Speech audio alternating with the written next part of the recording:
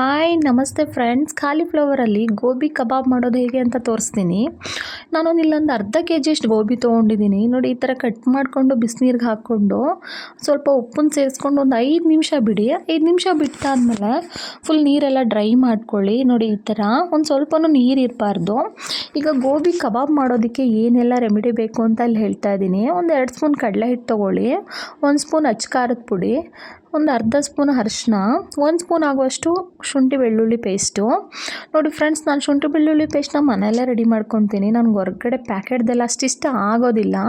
ಅದ್ರ ಜೊತೆ ಒಂದು ಮೊಟ್ಟೆ ಸೇರಿಸ್ಕೊತಾ ಇದ್ದೀನಿ. ಮತ್ತು ರುಚಿಗೆ ತಕ್ಕಷ್ಟು ಉಪ್ಪು, ಒಂದು ಅರ್ಧ ನಿಂಬೆಹಣ್ಣು ಸೇರಿಸ್ಕೊತಾ ಇದ್ದೀನಿ. ಫ್ರೆಂಡ್ಸ್ ನೋಡಿ, ಒಂದು ಅರ್ಧ ನಿಂಬೆಹಣ್ಣು ಸೇರಿಸ್ಕೊಂಡು ನೀಟಾಗಿ ಒಂದು 5 ನಿಮಿಷ ಕಲಿಸ್ಕೊಳ್ಳೋಣ. ಮಿಕ್ಸ್ ಮಾಡ್ಕೊಂಡಾದಮೇಲೆ ಫ್ರೆಂಡ್ಸ್, ನಾವು ಹೊರ್ಗಡೆದೆಲ್ಲ ಮಕ್ಕಳಿಗೆ ಗೋಬಿ ಕೊಡೋದ್ರಿಂದ ಅಷ್ಟು ಹೆಲ್ತ್ಗೆ ಒಳ್ಳೆಯದಲ್ಲ. ಇನ್ನೊಂದು ಸಿಂಪಲಾಗಿರೋಂಥ ರೆಸಿಪಿ ಮನೆಯಲ್ಲೇ ಮಾಡಿಕೊಟ್ರೆ ತುಂಬ ಇಷ್ಟಪಡ್ತಾರೆ ಮಕ್ಕಳು. ಪ್ಲೀಸ್ ಫ್ರೆಂಡ್ಸ್, ಈ ಚಾನಲ್ನ ಯಾರೆಲ್ಲ ನೋಡ್ತಾ ಇದ್ದೀರಾ ಸಬ್ಸ್ಕ್ರೈಬ್ ಮಾಡ್ಕೊಳ್ಳಿ, ಲೈಕ್ ಮಾಡಿ, ಶೇರ್ ಮಾಡಿ. ನೋಡಿ ಫ್ರೆಂಡ್ಸ್, ಈ ಥರ ಗೋಬಿನ ಹಾಕ್ಕೊಂಡು ಒಂದು 5 ನಿಮಿಷ ಕಲಿಸ್ಕೊಳ್ಳಿ. ನೀಟಾಗೆಲ್ಲ ಮಸಾಲೆ ಎಲ್ಲ ಸೇರಬೇಕು. ಆ ಥರ ಕಲಿಸ್ಕೊಂಡು ಇದನ್ನು ಕಲಿಸ್ಕೊಂಡಿರೋದನ್ನು ಒಂದು 10 ನಿಮಿಷ ರಸ್ಟಿಗೆ ಬಿಡೋಣ. ಮತ್ತು ಎಣ್ಣೆ ಕಾಯಕ್ಕೆ ಇಟ್ಟಿದ್ದೀನಿ.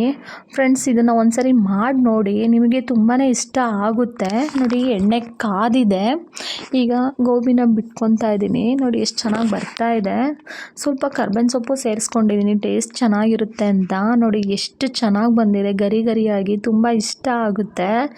ನೋಡಿ ಎಷ್ಟು ಚೆನ್ನಾಗಿ ಕಾಣಿಸ್ತಾ ಇದೆ, ತುಂಬ ರುಚಿಯಾಗಿದೆ. ನನ್ನ ಮಗಳಿಗಂತೂ ತುಂಬ ಇಷ್ಟ ಆಯಿತು. ನಮಸ್ತೆ ಫ್ರೆಂಡ್ಸ್.